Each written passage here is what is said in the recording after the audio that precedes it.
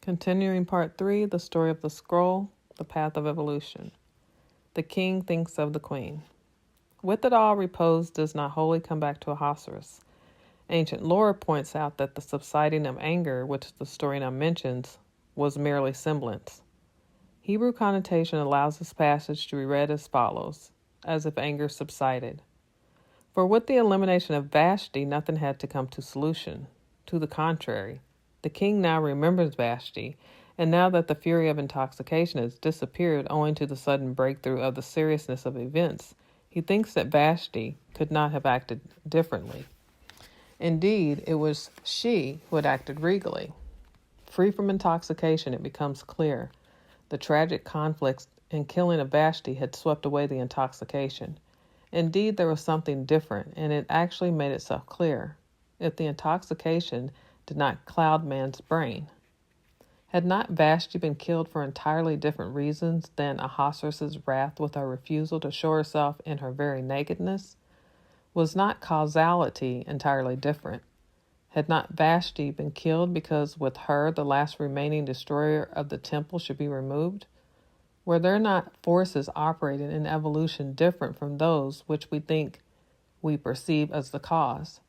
And was not it curious that the obstructor of the rebuilding of this temple, this very Haman, should be instrumental to Vashti's destruction? Ancient tradition sums up these thoughts, and Ahasuerus ponders. Inwardly, he is quite at rest. Another world peeps round the corner in all these happenings. Ahasuerus has the 7 counselors who had given the simple and typically poor Sumadi counsel put to death. In the new phase, Memucan does not occur anymore under that name. Henceforth, he is called Haman. The 4 and the great multiplicity. What will the consort of Ahasuerus be like now? The king must have a wife. She is his covering, his exterior, his phenomenal appearance. An obedient appearance? An appearance that follows and obeys the laws of Medes and Persians? Or an appearance that will also be directed from a different realm? For Ahasuerus merely possesses one half. He only rules the 127. In the world of Ahasuerus, young maidens are now sought that come up to the requirements for becoming the queen. There is a great variety of possibilities. They offer themselves. Ancient tradition has it that the maidens dressed up and flaunted their ornaments as soon as the seekers came near, and how, walking and dancing seductively, they presented themselves.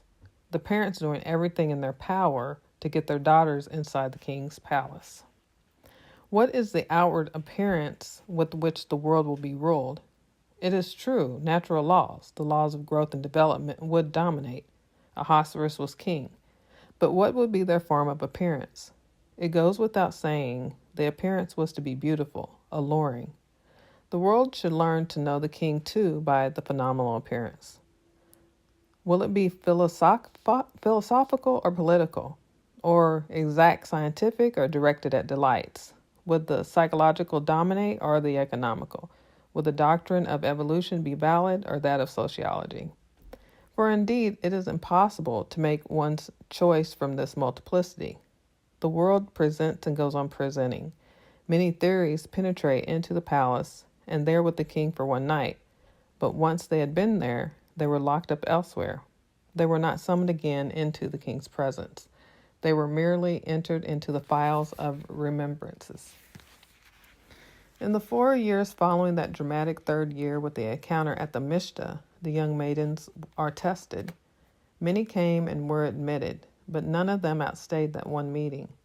A maiden is something quite new. She has never yet served to supply the expression to a man, a thought, a theory. Humanity has witnessed many efforts at presentation of a world image, but it all came and disappeared. The world had known countless endeavors to give it form, to give expression to certain ideas, to build up a reality at the hand of a multitude of ideas. Everything came and passed. Where did it go? It all stowed away somewhere, but it is not with the king.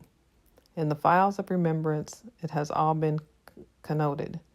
Individual man, too, as a universe in himself, passes along this way. He seeks something permanent, but everything passes. It is with him for a while, and he knows it was not that. He is waiting for the great moment, the revelation. Thus things happened all these 4 years after the encounter at the Mishta. Ancient tradition designs the form, the feminine, with the 4. It is the absolute comprehension of the feminine. The form seeks its expression. Ancient tradition remembers 4 worlds, which are to pass by, just as there are 4 exiles. The decision does not fall until the 4th. The present ever is that 4th. Thus, it is also in the 4th year that the decision comes for Ahasuerus. It is then the 7th year of his dominion. Everywhere, knowledge of the structure of creation points to the 3rd and the 7th as decisive moments. And the 3rd is prepared that, or what makes its appearance as a decision in the 7th. In cosmic time, such as the Bible and ancient lore are acquainted with, events taking place in the 3rd also play the preliminary role for those in the 7th. The unclean one is similarly acquainted with the 3rd and 7th days in this cleansing. The incident with Vashti in the 3rd year brings about the turning point, the decision in the 7th. In the 7th year, there is Esther, the hidden one. In every individual, this 3rd and 7th play the same part.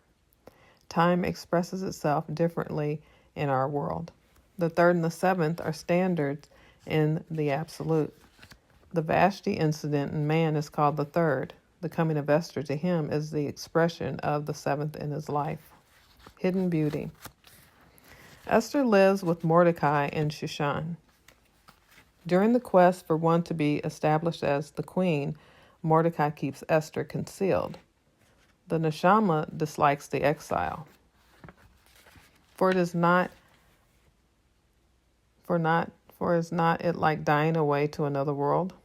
Mordecai is the 4th generation from Kis via Shimi and Jair.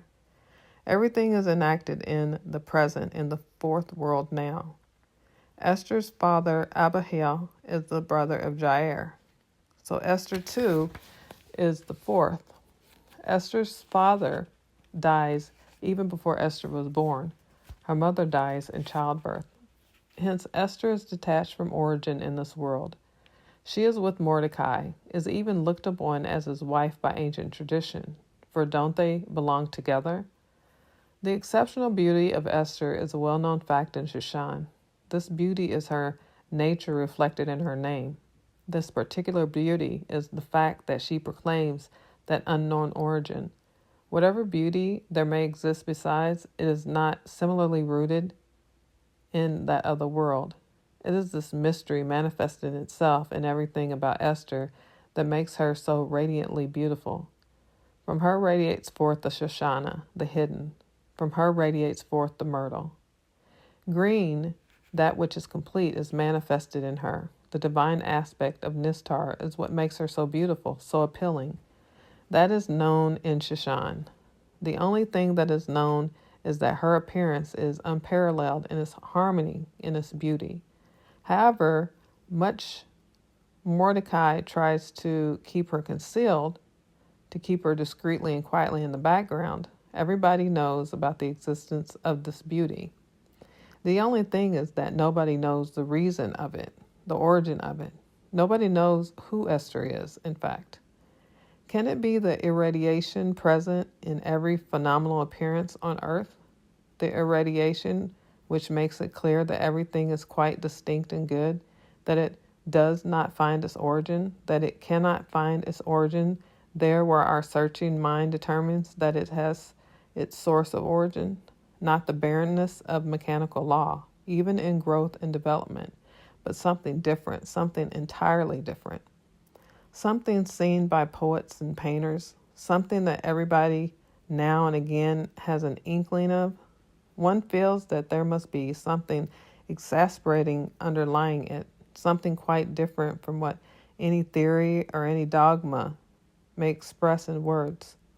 Man feels that it is inherent in everything, in flowers, landscapes, crystals, in clouds, atoms, in fire, but also in man himself, in his development, in things happening in the world.